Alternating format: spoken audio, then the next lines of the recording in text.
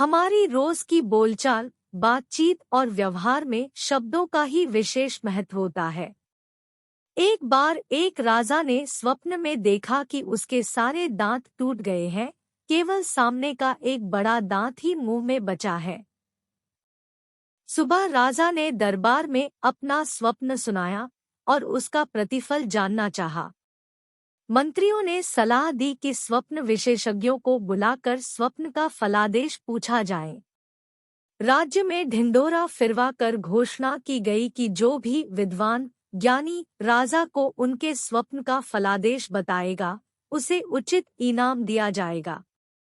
कई व्यक्ति दरबार में आए, परंतु कोई भी राजा को सही जवाब से संतुष्ट नहीं कर सका।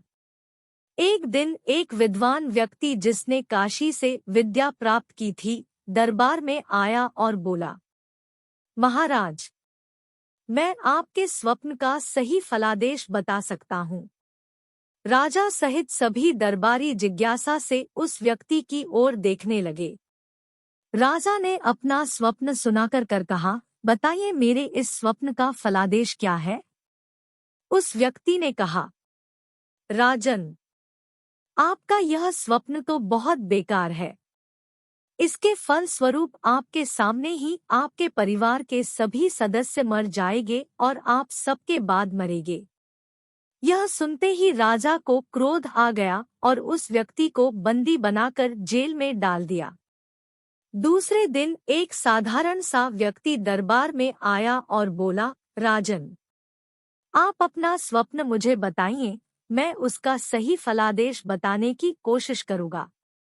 राजा ने अपना स्वप्न सुनाया। स्वप्न सुनकर वह व्यक्ति कुछ देर सोचने के बाद बोला, राजन, यह बहुत ही अच्छा स्वप्न आया है आपको। हम सभी प्रजा जन पर ईश्वर की विशेष कृपा है कि आप जैसे धर्मात्मा, पुण्यात्मा और प्रजापालक राजा को दीर्घायु, लंबी आयु दी है। राजन, आपके परिवार में आपकी आयु सबसे लंबी होगी। इस राज्य का यह सौभाग्य है कि आप कई वर्षों तक राज्य करेंगे। स्वप्न का फलादेश सुनकर राजा बहुत खुश हुआ और उस व्यक्ति का विशेष सम्मान कर उसे काफी धन दिया। दोनों ही व्यक्तियों ने स्वप्न का एक ही फलादेश बताया, दोनों का एक ही मतलब था। फिर भी एक व्यक्ति को बंदी बनाकर जेल भेजा गया और दूसरे को विशेष सम्मान कर उसे धन दौलत का इनाम मिला। क्यों?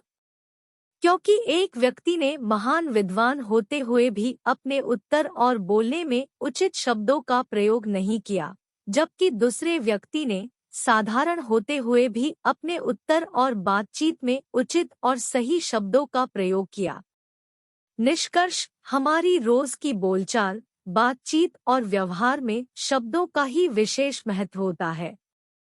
उचित, सम्मानित शब्दों के प्रयोग और मीठा और सभ्य बोलने के तरीके से दुश्मन के मन में भी प्यार भर जाता है, और ऐसे ही गलत शब्दों के प्रयोग, असभ्य, अमर्यादित व रूखा बोलने के तरीकों से अपनों के दिलों में भी नफरत पैदा हो जाती है।